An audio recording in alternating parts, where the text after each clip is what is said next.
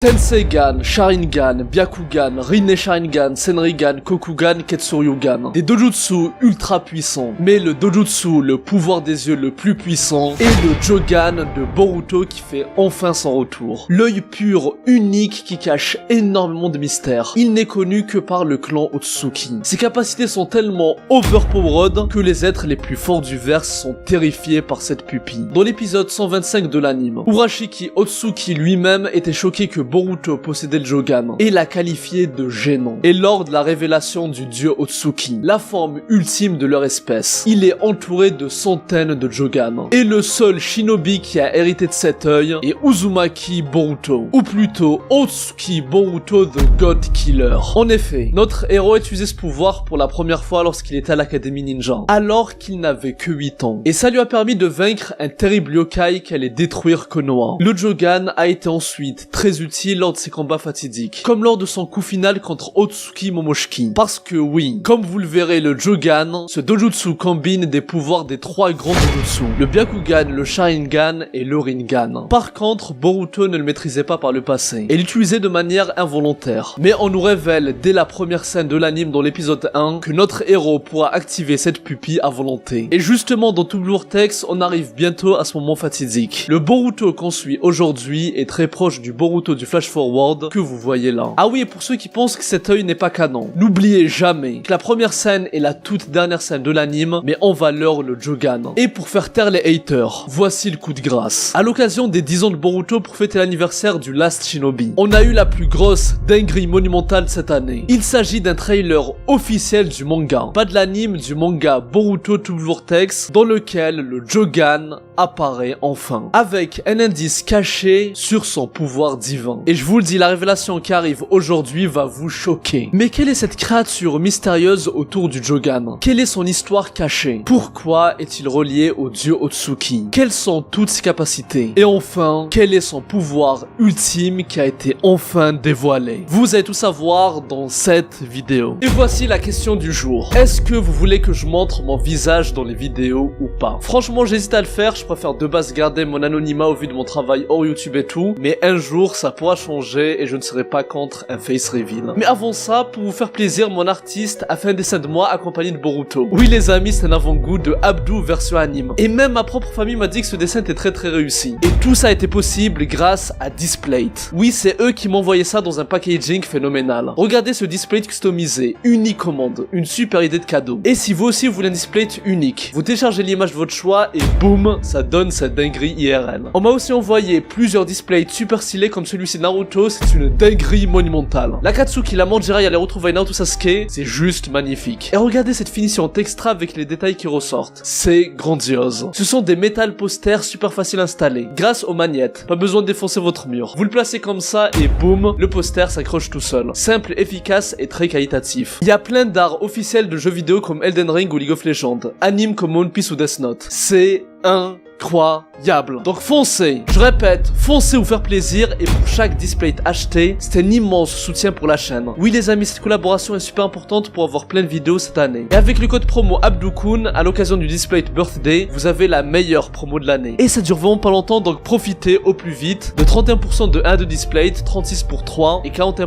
pour 4 ou plus.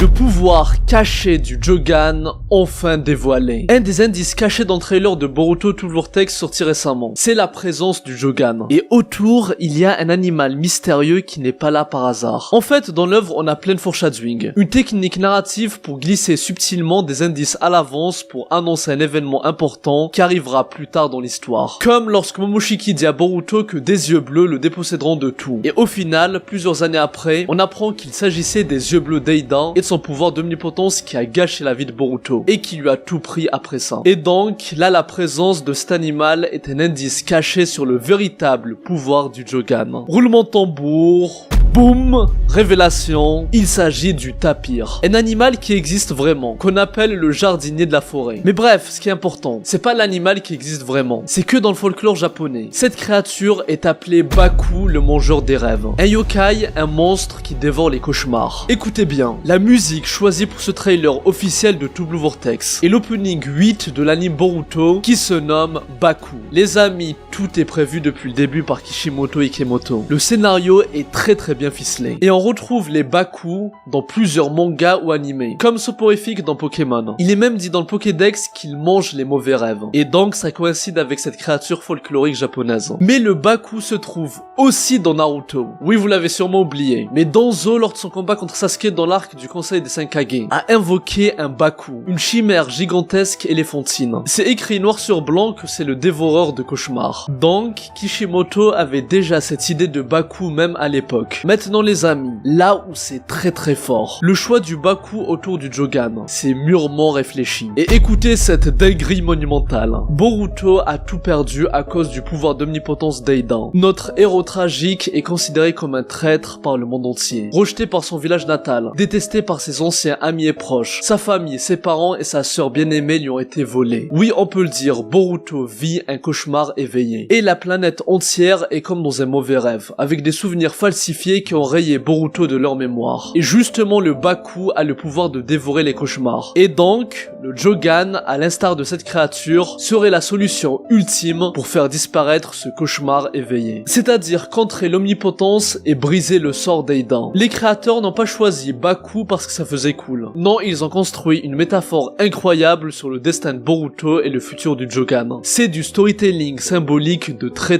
haut niveau. Pour résumer, le Jogan serait la seule chose capable de percer l'illusion de l'omnipotence. Parce que comme le Baku qui entre dans le monde des rêves pour les consumer, le Jogan va détruire la réalité falsifiée par l'omnipotence d'Eidan. Oui, cet œil a le pouvoir de purification. Toneri Otsuki est apparu dans le rêve de Boruto, et il avait son Jogan d'activer. Encore une fois, c'est en rapport avec les rêves. Et il lui dit, ton œil chassera l'ombre au profit de la lumière. Ça coïncide à 100% avec mon analyse. Le Jogan est la solution ultime du sombre destin qu'attend la Terre. Parce que oui, Toneri ajoute, ton œil est l'étoile de l'espoir face à la destruction qui surviendra. Dans l'anime, durant le premier arc à l'Académie Ninja, on découvre l'existence du Nue, un yokai créé par la racine, un des adeptes les plus fidèles de Danzo. Tanuki Shigaraki a développé un Fuinjutsu, le Gozu Tenno, et l'a ensuite transmis à sa fille Sumire. Et les amis, c'est une dinguerie à quel point tout est lié. Soyez très attentifs pour bien suivre. Danzo a invoqué le Baku. Des années plus tard, un de ses sbires a poursuivi ses recherches et le sceau qu'il a créé est une porte d'entrée vers une dimension à part que les Tanuki appellent le monde des esprits. Là où habite la bête légendaire, le Nue. Et Boruto via son Jogan qui est entouré de Baku dans le trailer officiel de Two Blue Vortex a pu ouvrir un portail vers cette dimension. Et justement il y a plusieurs années, Shang-Chi, un des animateurs les plus iconiques de Boruto, qui a travaillé sur la Hagala monumentale de Naruto Sasuke contre Moshiki, avait fait un dessin mystérieux de Boruto. Il a révélé que son œil s'appelle le Jogan, dit l'œil pur. Il expliqua, écoutez bien, que cet œil est lié aux dimensions du clan Otsuki. Encore une fois, on parle de dimensions. Et donc, comme le Baku qui voyage de rêve en rêve pour détruire le cauchemar des gens, Boruto va voyager de dimension en dimension grâce au pouvoir divin du Jogan pour détruire le mal présent dans le monde. Ou plutôt, dans les mondes. Parce que lorsque je parle de monde, je parle pas que de la Terre. Oui, le Jogan va permettre à Boruto de voyager entre les dimensions. Il va relier Boruto avec le monde invisible. Que ce soit les rêves comme on l'a vu avec Toneri, ou les différentes dimensions comme on l'a vu avec le Nue. Et même voir ce que personne ne perçoit, ce qui échappe au regard humain. Ça lui donne une vision divine. Et pour preuve, Boruto a réussi à voir à travers les barrières invisibles qui relient les dimensions. Comme lorsqu'il a prédit les attaques d'Orashiki alors qu'il utilisait un ninjutsu d'espace-temps, le Yumutsu Hirasaka. Ah oui, d'ailleurs, si Boruto peut entrer dans les rêves des gens, avec son Jogan, il pourra communiquer avec ses parents Naruto et Hinata ou encore son maître Sasuke, qui sont tous coincés dans un sommeil profond. Et si ça arrive, ça va être phénoménal. Voir Boruto enfin parler avec Naruto, c'est le moment qu'on attend tous en tant que fan de Naruto et de Boruto. Et comme le Baku, Boruto transforme le négatif en positif, du cauchemar au rêve, et pourra donc réveiller ses parents de leur cauchemar. Je vous le dis, le Jogan est très important dans cette histoire, et en voyageant dans le monde invisible, Boruto devrait même pouvoir un jour être l'unique personne à trouver l'emplacement et rencontrer de lui-même Shibai, l'Otsutsuki qui a atteint le rang de dieu dans cette fiction. Tous les pouvoirs du Jogan expliqués. Je comprends mieux pourquoi Toneri l'avait tellement à l'œil. Un jour, la menace pourrait s'étendre jusqu'ici. Après la défaite de Kinshiki et Momoshiki, Urashiki avait tenu ses propos. Et ça montre la menace énorme que représente Boruto pour ce clan. Ce n'est pas de God Killer pour rien. Et quand il dit la menace va s'étendre jusqu'ici, ça signifie que Boruto va aller dans la dimension où vive ce clan. Et comment il va réussir? Eh bien c'est simple, comme expliqué précédemment, ça sera grâce au Jogan. Son premier pouvoir, son pouvoir principal serait le voyage dans le monde invisible. Je rappelle quand même que lors de la représentation du dieu Otsuki, on voit plusieurs Jogan autour de lui. Étant donné que les pupilles sont bleues avec une sclérotique noire, c'est un indice pour nous dire que le seul moyen pour l'atteindre, c'est de posséder le Jogan. Deuxième pouvoir, comme on l'a vu dans le premier arc, plusieurs camarades de Boruto comme Denki, Meta le fils de Lee, ou encore le nulard de Shino leur sensei à l'académie, étaient envoûtés par une ombre mystérieuse. Ils étaient comme possédés par une émotion négative. La partie sombre en eux prenait le dessus. Et on apprendra plus tard que la cause était le pouvoir de Sumire dont j'ai parlé juste avant. Et encore une fois, à l'instar du Baku qui dissipe le mal, Boruto, grâce au Jogan, a pu de 1. Détecter et voir qui étaient les personnes affectées, et de 2. Purifier leurs âmes. Et donc, les deux premiers pouvoirs sont liés. Le Jogan donne accès à Boruto au monde invisible. Troisième pouvoir. Avec le Jogan, Boruto perçoit les flux chakra, le système circulatoire du chakra et le Tenketsu qui détermine le point faible de son adversaire. Et c'est comme ça qu'il a pu vaincre le Nue. Et ce sont des capacités uniques du Byakugan, le dojutsu de la lignée des Hyuga. Quatrième pouvoir. Lorsqu'il donna le coup de grâce à Momoshiki, Boruto activa son Jogan pour anticiper ses mouvements, il dodge l'attaque de l'Otsuki et il lui balance le coup final. Et cette fois-ci, il s'agit d'une capacité du Sharingan, le dojutsu de la lignée des Uchiwa, qui octroie à son utilisateur une incroyable perception et la capacité d'anticiper le prochain mouvement de son adversaire. Cinquième pouvoir. Le Jogan permet d'aller d'une dimension à une autre, comme le Rinnegan de Sasuke. Donc, le Jogan combine certaines capacités des trois grands dojutsu,